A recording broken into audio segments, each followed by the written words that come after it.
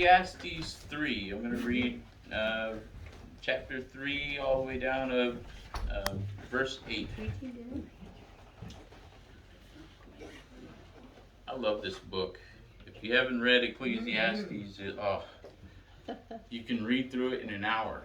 For me, it's 2, but but the wisdom in here is just spectacular. I was busy spending the week going, what Lord do you want me to talk about?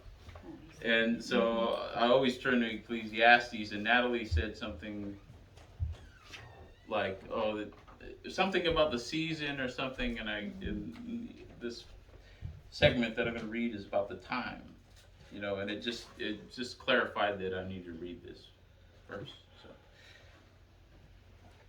chapter 3.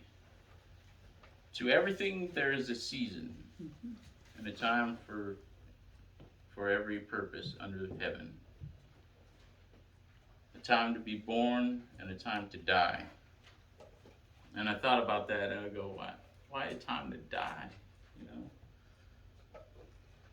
I thought about ISIS, and I read this book called Standing in the Fire, and there was these men that they had hung on crosses, and the ISIS soldiers saw them there, and they were singing hymns, and he looked at their faces, and it wasn't anguish that he saw, and he saw joy.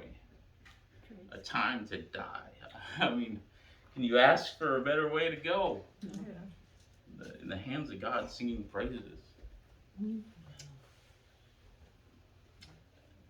A time to plant and a time to pluck up what was planted.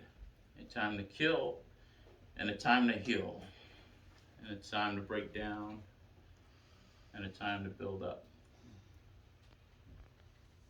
A time to weep and a time to laugh. A time to mourn and a time to dance. A time to cast away stones and a time to gather stones. And a time to embrace and a time to refrain from embracing. Time to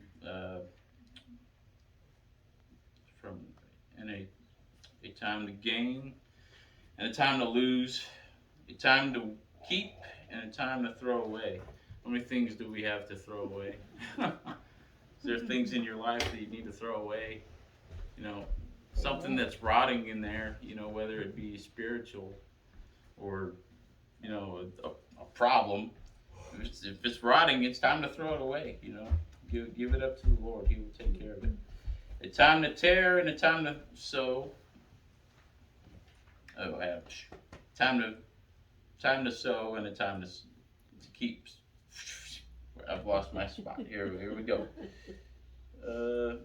Throw away. A time to tear and a time to sow. There we go. A time to keep silence and a time to speak. I thought about today.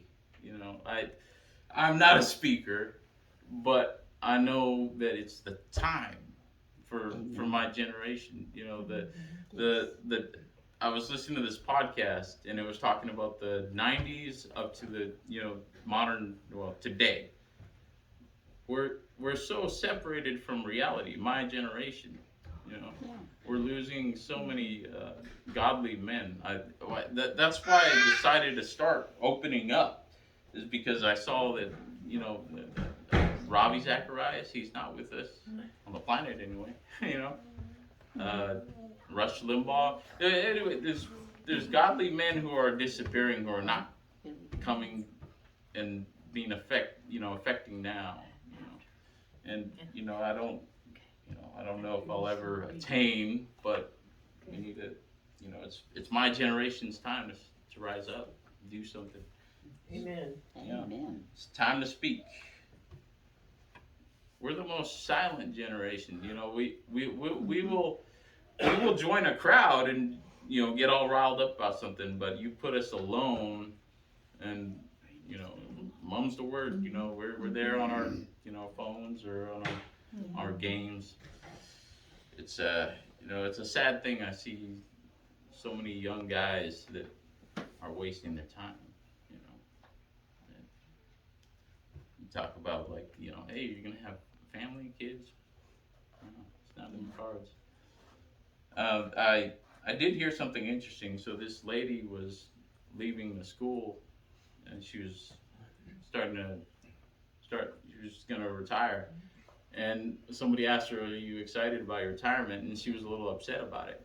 She goes, "I've left because it started to get depressing." She was an art teacher. She wanted her students to draw a pot. It's like, I draw a pot. There were some students there that didn't know what a pot looked like. Mm-hmm. It's today. So it's a time to speak. Everything in its season. It's fighting season for the Christian in the United States. Amen. A time to love and a time to hate. A time of war and a time of peace. I love Ecclesiastes. It's just full of wisdom.